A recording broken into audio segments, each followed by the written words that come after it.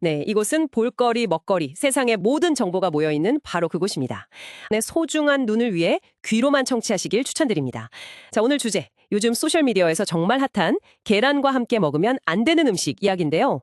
틱톡 같은 데 보면 막 경고 영상이 넘쳐나잖아요.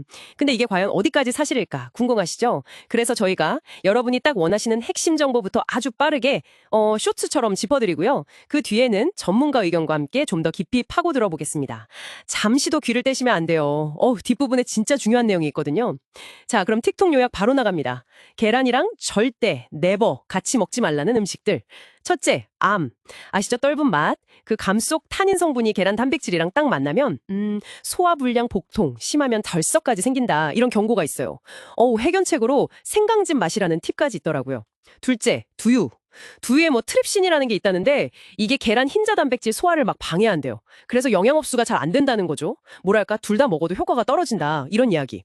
셋째, 차. 녹차 같은 거요. 차에도 탄닌산이 있는데 이것도 단백질이랑 결합해서 장 운동을 느리게 만든대요. 그럼 어떻게 되겠어요? 변비, 유해 물질 흡수 가능성도 높아진다고 하고요. 그래서 최소 1시간 간격은 둬야 한다. 넷째, 시금치. 시금치에는 또 수산이라는 게 있대요. 이게 계란 속 찰분 흡수를 방해한다네요. 이야, 정말 많죠. 이런 영상들 조회수가 막 수백만씩 터지고 특히 이제 건강신경 쓰시는 분들한테 엄청 퍼지고 있거든요. 자, 근데 이게 정말 이야기의 전부일까요? 왜 이런 주장이 나왔는지, 이게 정말 모든 사람에게 다 해당되는 건지 이제 전문가 의견과 함께 다른 자료들도 보면서 제대로 한번 파헤쳐 보겠습니다. 진짜 놓치면 후회할 정보 지금부터 시작합니다. 네, 안녕하세요. 그 소셜미디어에서 나오는 경고성 정보들, 파급력이 정말 대단하죠?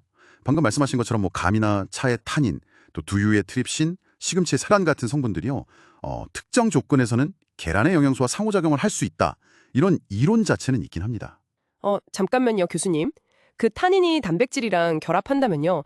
그럼 우리 밀크티 같은 거 있잖아요. 우유 넣은 홍차나 아니면 다른 단백질 음식 먹고 바로 떫은 거를 먹는 거. 이것도 그럼 다 피해야 하는 건가요? 그거 아주 좋은 질문이십니다. 바로 그 지점이 사실 핵심인데요. 이런 상호작용이라는 게 뭐랄까, 주로 실험실 환경이나 아니면 정말 특정 조건, 혹은 아주 과량으로 섭취했을 때 좀 두드러지게 나타날 수 있다는 겁니다. 그러니까 우리가 보통 일상적으로 먹는 양이나 이미 조리된 형태에서는 그 영향이 생각보다 크지 않을 수 있다는 거죠. 실제로 그 약사님들 상담 내용을 좀 보면요. 이런 특정 음식 조합보다는 계란 자체가 워낙 고단백 식품이니까 평소에 위장이 좀 약하신 분들한테는 소화에 부담이 될 수 있다. 이 점을 먼저 지적하기도 하거든요. 아하, 그렇군요. 음식 조합 자체보다는 그냥 계란 자체가 부담될 수 있다. 네, 그럴 수 있죠. 그리고 사실 더 중요한 건 약물과의 상호작용 가능성이에요. 예를 들어서 그 플루코나졸 같은 일부 항진균제는요. 계란처럼 단백질 함량이 높은 음식이랑 같이 먹으면 약 흡수가 좀 방해받아서 약효가 떨어질 수도 있어요.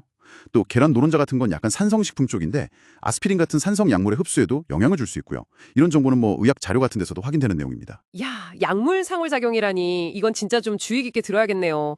그럼 결국 틱톡에서 말한 그런 음식 조합보다 약이랑 같이 먹을 때 관계를 더 신경 써야 한다는 말씀이신 거죠? 근데 아까 과량이라고 하셨는데 그 기준이 사실 좀 애매하게 들리기도 하거든요. 어느 정도가 과량인지? 맞습니다.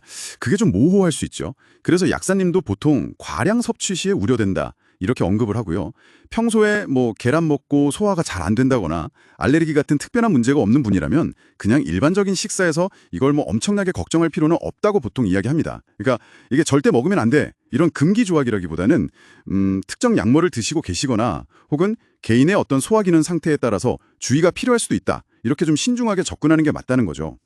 우리가 자몽 주스가 특정 약 효과를 위험하게 높인다거나 우유가 일부 항생제의 흡수를 방해하는 것처럼 음식하고 약의 상호작용은 분명히 중요하고 존재하는 문제입니다.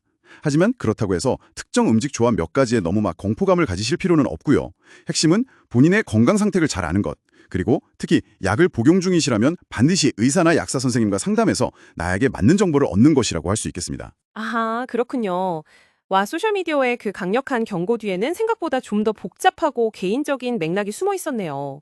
절대 안 돼, 이게 아니라 나한테는 어떨까? 이렇게 질문을 던져봐야 하는 거였어요. 네, 오늘 이렇게 계란과 음식궁합에 얽힌 뜨거운 정보들을 아주 깊이 파헤쳐 봤는데요. 청취자 여러분은 들으시면서 어떤 생각이 드셨나요? 혹시 직접 경험하신 사례나 다른 궁금증 있으시면 아래 댓글로 자유롭게 나눠주세요. 앞으로도 여러분의 귀를 그냥 번쩍 뜨게 할 그런 유익하고 재미있는 정보들로 계속 가득 채울 예정이니까요. 구독과 좋아요, 알림 설정 꼭 좀 부탁드립니다.